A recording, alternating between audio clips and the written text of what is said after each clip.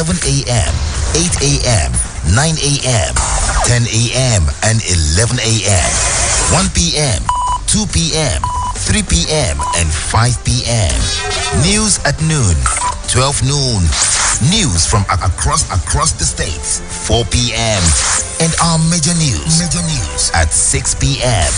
This is 93.7 Citizen FM, Abuja.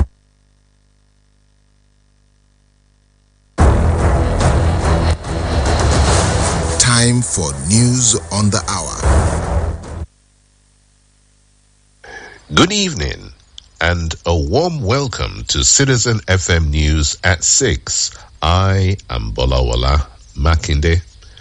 President Bola Ahmed Tinubu has written to the Senate seeking its support on the deployment of military personnel to the Niger Republic. He also sought the backing of the legislature on the cutting off of electricity to the country. Meanwhile, ECOWAS mediators have left the Republic of Niger without meeting the junta leader. The ECOWAS delegation arrived at the capital Niamey on Thursday, but did not spend the night as scheduled, nor meet with coup leader Abdourahmane Tiani or depose President Mohamed Bazoum.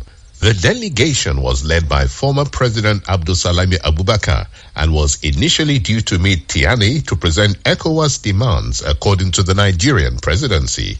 The regional powerhouse, Nigeria, holds the rotating presidency of ECOWAS, which imposed sanctions and on Sunday gave the putschis a week to restore Bazoum to power. President Bola Ahmed Tinubu, however, said the bloc will do its best to resolve the crisis amicably, but ECOWAS said it could resort to military intervention as a last resort. Niger's junta, meanwhile, warned it would meet force with force. President Bola Ahmed Tinubu has replaced a ministerial nominee, Miriam Shetty, choosing two others, Festus Keyamo and Dr. Mariga Mahmoud. This was revealed when Senate President Godswill Akpabio read out a letter by the President at Friday's plenary session. This came moments before the fourth round of screening commenced with the former governor of Osun State, Adegboyega Oyetola, who mounted the podium at 12:14 p.m. The Nigerian Navy has countered an allegation of a vessel carrying stolen crude oil, which the Tantita Security Services supposedly intercepted in the Koko area of Delta State on Wednesday.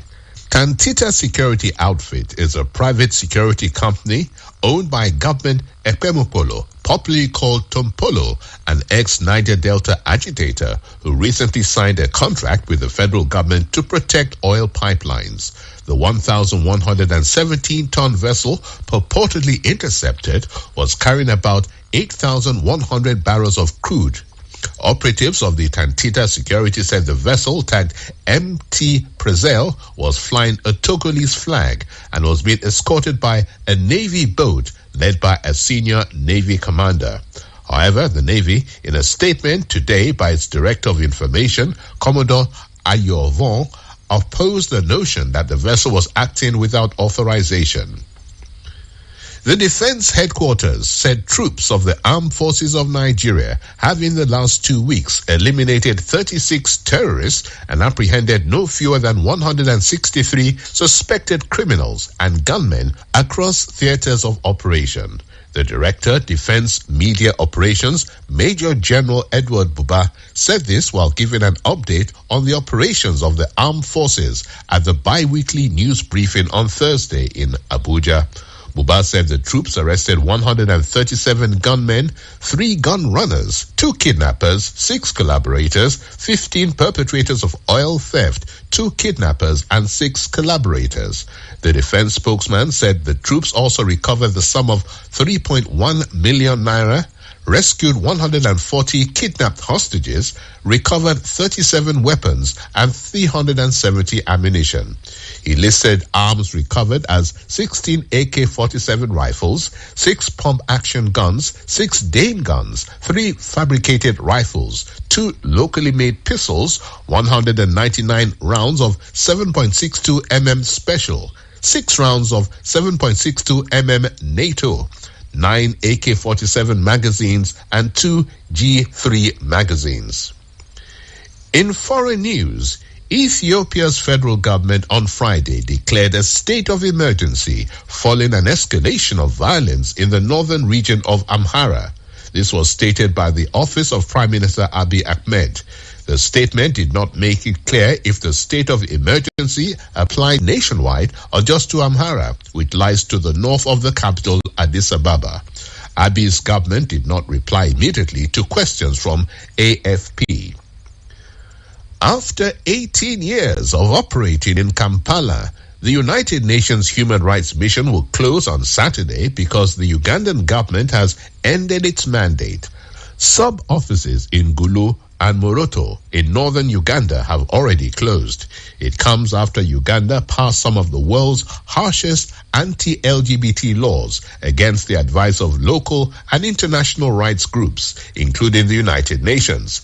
In a statement Friday, UN High Commissioner for Human Rights Volker Turk said he was urging the government to ensure Uganda's national human rights body can function effectively and independently as the main body tasked with human rights oversight in the country.